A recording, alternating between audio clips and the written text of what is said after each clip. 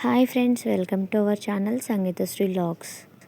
Today recipe capsicum aloo curry అండి. ఎలా చేద్దామో చూసేద్దాం. ముందుగా ఒక ప్యాన్ పెట్టుకున్నాను. ఒక 2-3 స్పూన్స్ ఆయిల్ యాడ్ చేసుకున్నానండి. తర్వాత ఉల్లిపాయ ముక్కల్ని యాడ్ చేసుకుంటున్నాను చిన్నగా తరుక్కొని.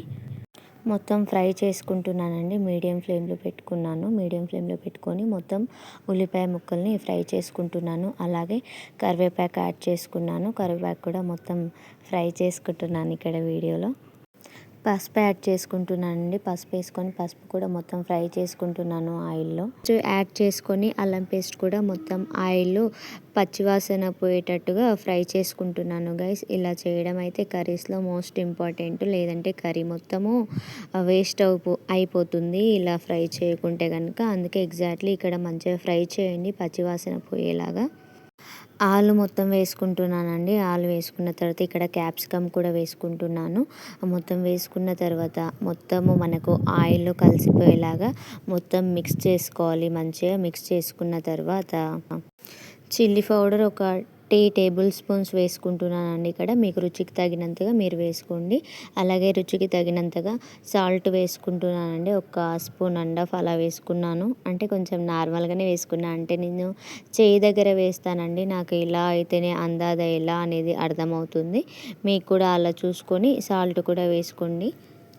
మొత్తం కలుపుకుంటున్నానండి. మొత్తం కలిపేసుకుంటున్నాను. మొత్తం యాడ్ అయ్యేలాగా ఒక 1 మినిట్ మీడియం ఫ్లేమ్లో మూత పెట్టానండి. ఆయిల్లో మొత్తం మిక్స్ అవ్వాలనేసి.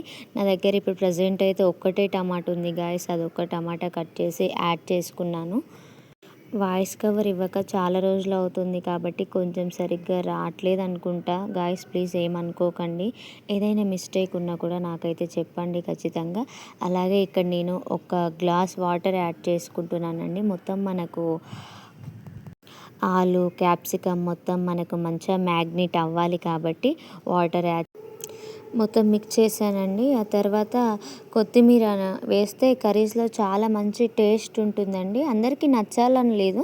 నచ్చిన వాళ్ళైతే ఎగ్జాక్ట్లీ యాడ్ చేసుకోండి. ఆరోగ్యానికి కూడా చాలా మంచిది. కర్రీకి కూడా మంచి రుచి వస్తుంది కొత్తిమీర వేస్తే. ఫైనల్గా కొత్తిమీర తరుగు అయితే వేసానండి. ఆ తర్వాత నేను ఒక జస్ట్ ఇలా కలిపేసాను. కలిపిన తర్వాత మూత పెట్టానండి. ఒక మీడియం ఫ్లేమ్లో 4 మినిట్స్ అలా మూత పెట్టుకున్నాను. కర్రీ అయితే మంచిగా ఉడికిపోయింది. చాలా బాగా చూస్తున్నారు కదా మీరు కూడా. ఎగ్జాక్ట్లీ ఇలా ఒకసారి ట్రై చేసి చూడండి. నచ్చితే కనుక ఖచ్చితంగా చేసుకొని తినండి గైస్. నాకు మాత్రం ఒక లైక్ ఇవ్వండి. ఛానల్ సబ్స్క్రైబ్ చేయకుంటే కనుక సబ్స్క్రైబ్ చేసుకోండి.